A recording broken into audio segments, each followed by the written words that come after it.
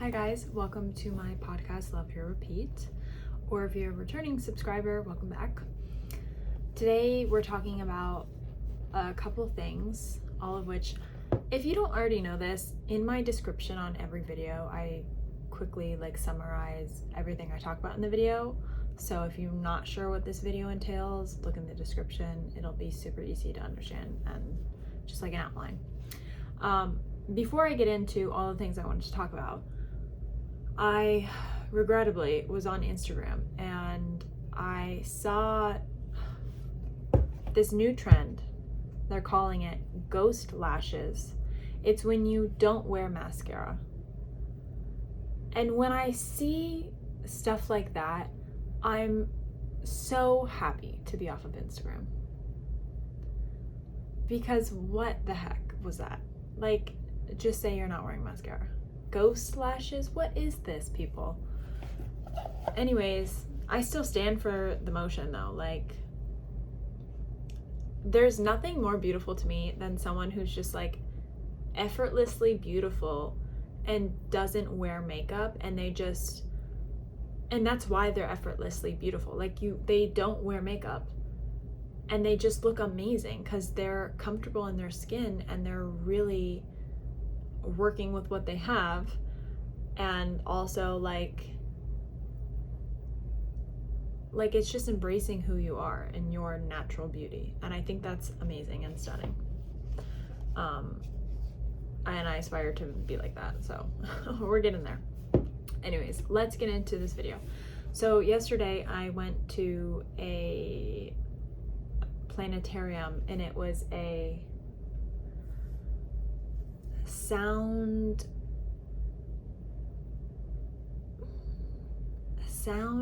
I wouldn't say light show, but kind of a sound and light show, and it was very mesmerizing, and it was basically a meditation, and I loved it, and I got a lot of great things out of it, and that's why I'm talking to you today. 222 on the timer. So let's get into it. When I left, when I'm in a deep trance, and then a lot of times when I do guided meditations and the meditation ends, they're like, okay, now return back to this reality and bring yourself out of it. I don't want to bring myself out of it, because in this reality I take everything in, and it's just so much information and mind games, and it's just a lot. When I'm in that trance and I start to before I fully come out of it, as I'm in the process of coming out of the trance, and my eyes are awake, I'm looking around, I'm taking things in, I'm only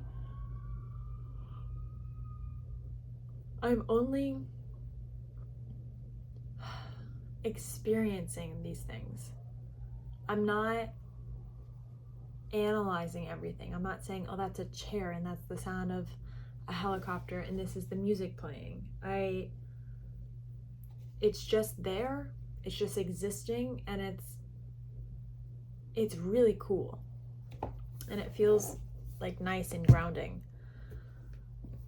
And so that's why I need to meditate more, because I really like it.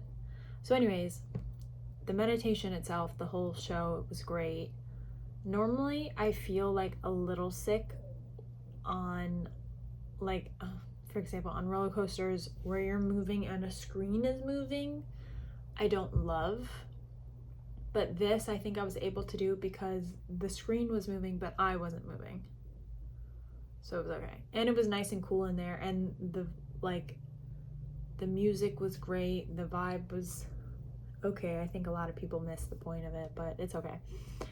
Anyways, so this is what I was getting as I was experiencing this really cool thing. So I heard this a couple of weeks ago, and I'm sure I've mentioned this on my podcast, but if you're in this moment, I'm yawning again.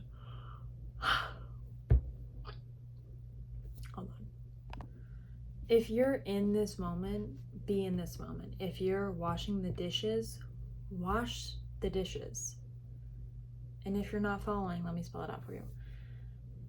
When you're doing a task like taking a shower, half the time, I'd say 90% of the time, you're not enjoying taking the shower. You're thinking about other things in your life, or you're thinking about what you're going to have for lunch that day, or dinner, or what you're going to do, what are your weekend plans. Like, we're not present. And it's really redundant to say, but we need to be more present. So that was the first thing. And going with being present, when I was experiencing this light show, a lot of the times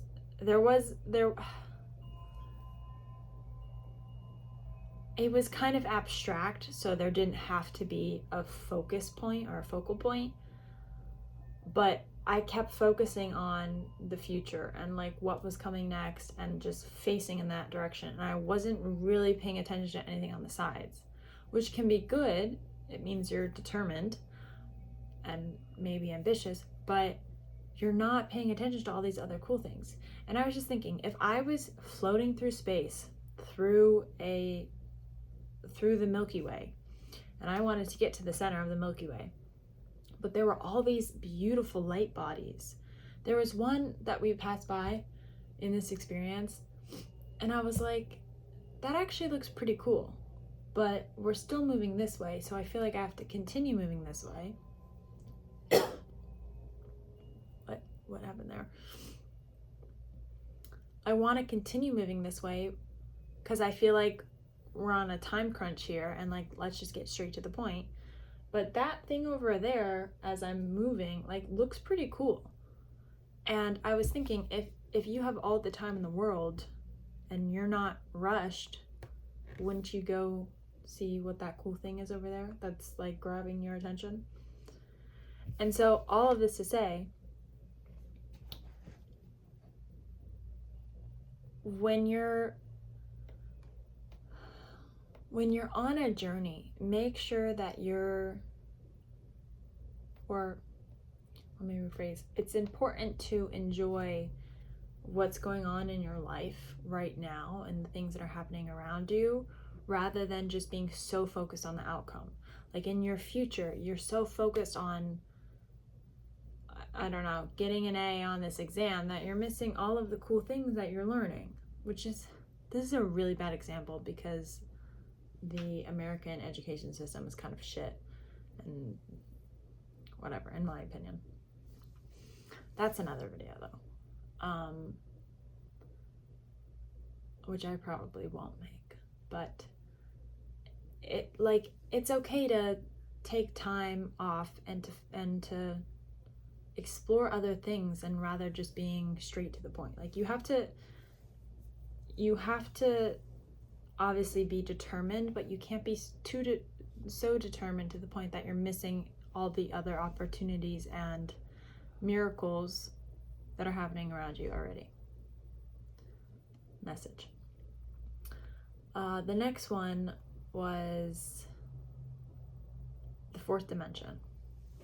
So when I was watching Interstellar earlier, a couple weeks ago, there's one part where he goes into the black hole or through the black hole, and he gets to a point where reality has to form into a fourth dimension so that we could better comprehend it, because we can't really, I mean, I don't know, I'm not a scientist, I don't know if we actually can or cannot, but for the sake of this, I'm saying we can't process the fourth dimension, like we can't comprehend it, because there's no, I don't know, there's a forward and back, there's a side to side, there's an up and down, but there's also another one. Oh, up and down, that's the third dimension. The fourth dimension, it's like, it's weird. And so anyways, in this, what the bookcases, or the thing that he goes into in Interstellar, was the same fourth dimensional shape that was happening in this light experience. And all I could think about was the universe is always supporting you. 10:10 on the timer. Like in Interstellar, it was a huge message for me because he was the bookshelf that was trying to help them all along, and he was there all along. And so basically, I see this from like a higher self perspective, which is the universe and you.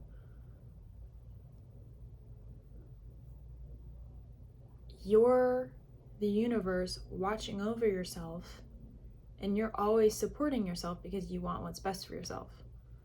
So in my belief, the universe is always going to support me and always going to have my back, and things are always going to work out for me because that is my outlook on life. But you are the universe, and if your outlook is I'm never going to get enough, I'm never going to be enough, I'm never going to do enough, if your outlook is in a constant lack, the universe is going to support that idea, and it's not going to support your growth, and it's not going to support your evolution until you start seeing it, and so until you start believing, it'll start supporting your evolution and enlightenment, or journey towards enlightenment. Does this make sense? Are you following? So this is why everything's gonna work out for me. This is why I'm gonna get every single thing I want out of life, because I'm the universe, because this is a matrix, and this reality bends to energy and to intention, and my energy and intention are aligning with the life that I want. So my reality has to bend to form that. So I'm gonna get everything I want, and I'm excited about that, but there's a bit of me that still doesn't believe it. So I have to like layer over that, because apparently you can't rewire your subconscious, you can only layer over it. So I need to layer over it until I fully believe with everything in my being that I will literally have everything that I want. So it's a journey for sure. It's a lot of breaking down mental barriers, and I think that's one of the most vital things and just important things that you can do for yourself is breaking down old ways of thinking and just pretty much everything you've learned, and saying bye-bye and starting fresh. So there's that. The other thing, another way to get what you want out of life is gratitude. But it's also like praising it. Like what I found, this is just me, but with my reality, when I'm trying to manifest things quickly, or and by quickly I mean like within that moment, those couple seconds, I find that my reality responds well to praise. It's got a bit of a praise kink. So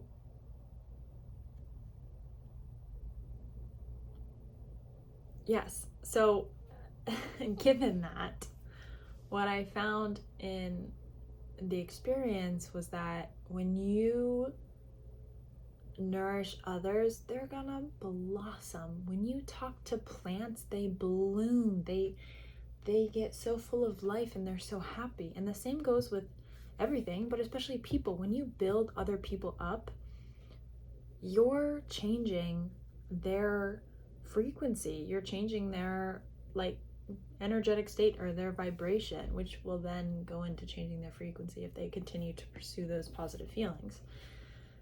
So building other people up is so important, but you cannot pour into other people's cups if your cup is empty first. You have to have, your cup has to be overflowing before you can pour into other people.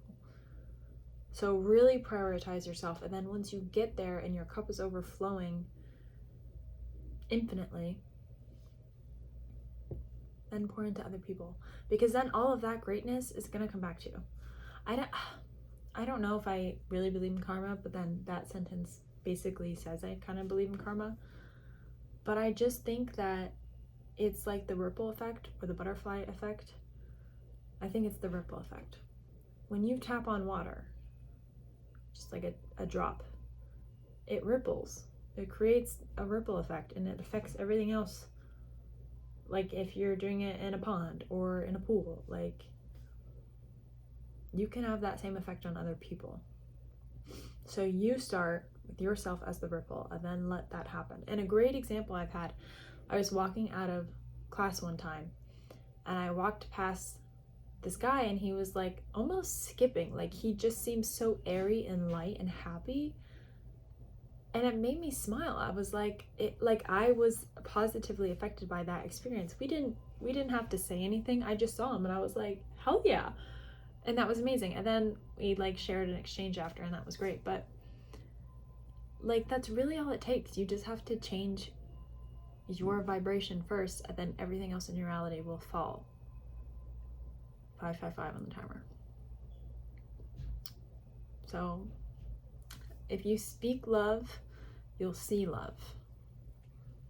And also there's no ego in this. I used to struggle with this, and I'm still like working through it actively. Sometimes, like if I was in competition with someone, I wouldn't want to build them up because their success was a threat to my success. But that's not true. That's just ego. There's never a threat when it's just love and support. Like it doesn't exist. It's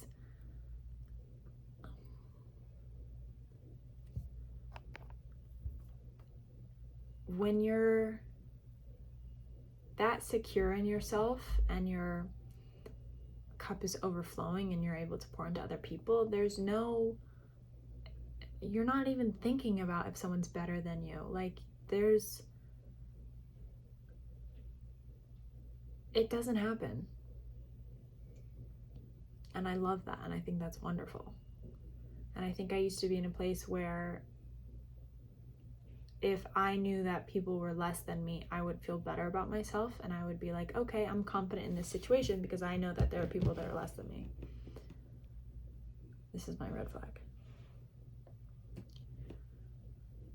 And I used to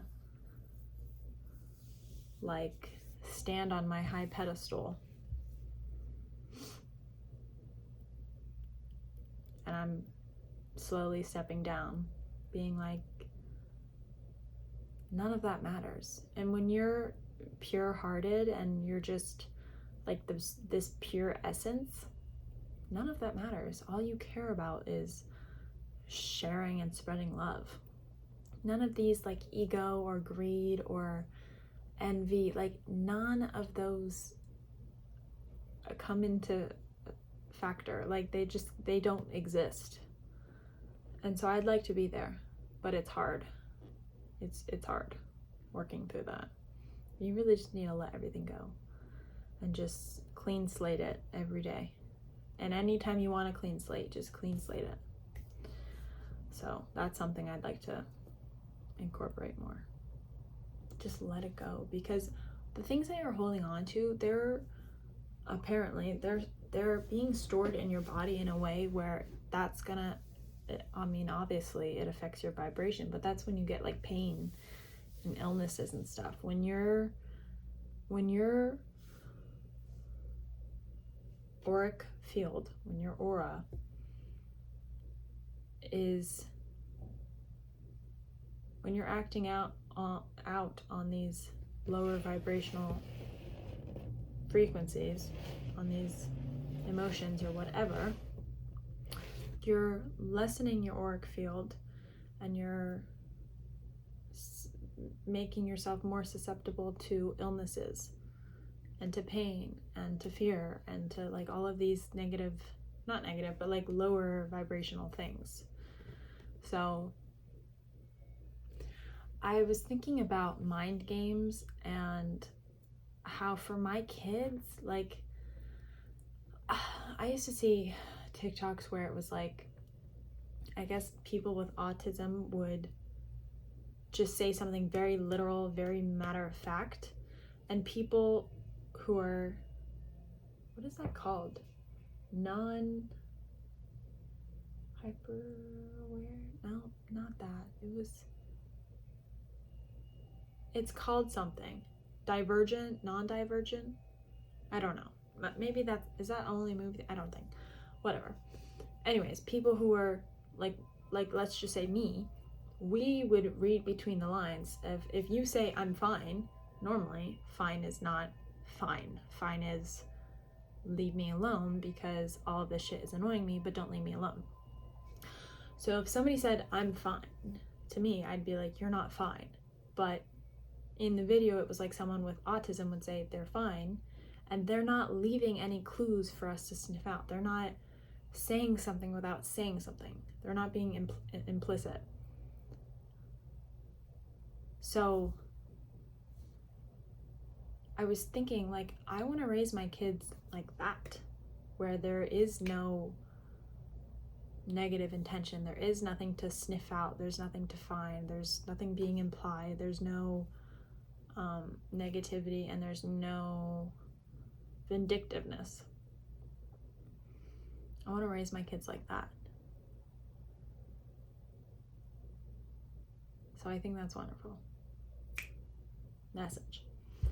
The other thing, also, I think, this might be the last thing. Talking about our vessels and how the quote is, the beauty you see in the world is a reflection of the beauty in you. And when I first heard that, I was like, this explains so much.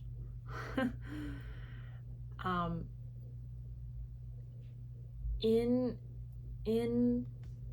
this light experience, there was one part kind of close to the beginning where I actually teared up because I was surrounded by this, it was like stars in the universe, but it was a pink cloud, like almost like a pink celestial or light body. It was filled with stars, and it was big, and then we were going through it, and it felt like home. And it was so wonderful. 222 on the timer. And it just made so much sense, because the home that I want in life, my dream home that I crave and that I can't wait to have, because I will have it, mark my words, I will have it, is gonna be so freaking fulfilling to me and wonderful, and it'll be like my home, like wherever I came from. If we are souls like traveling across the universe and just celestial bodies, if I came from there, my home's gonna look like that.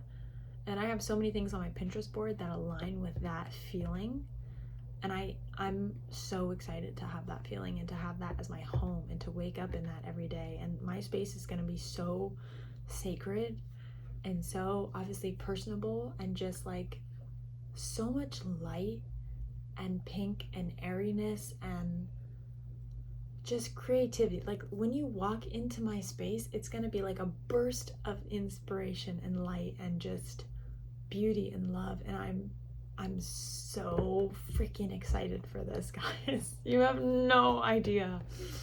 Like, this is gonna be my home. And I know it's gonna inspire so many people when they see it, and people who come over, and yeah, it's gonna be wonderful. I'm really excited about that. I also thought about like having, speaking of wiping the slate clean every day or whenever you want to, I wanted to have my home be like that. Like it was literally like a temple, like a sacred space where when you walked in, you left everything at the door. But I realized that a lot of things happen in life, and I did try to do that for my room once, and it doesn't really work, or it was a lot to hold on to, which is ironic because you're supposed to let it go. So I think having a specific room in the house where, and I don't know if this is bad to say, but like if you're not worthy, and by worthy enough, I mean if you are not capable to let everything go and to walk into this room completely clean slate, nothing mentally like keeping you to this other reality of like fear and just like whatever else is happening in your life, whatever, even just thinking about your job that's going amazing. Like, if you can't let that go and walk into this place completely clean, then you won't be walking through this door. And this space in my home, if this happens, will just be that. Like, you aren't allowed in there unless it's completely clean slate. I don't know if that's gonna backfire, but it was an idea I had while having this experience. So the other thing is, your vessel and your soul, like I was saying with your home, is a representation of your soul.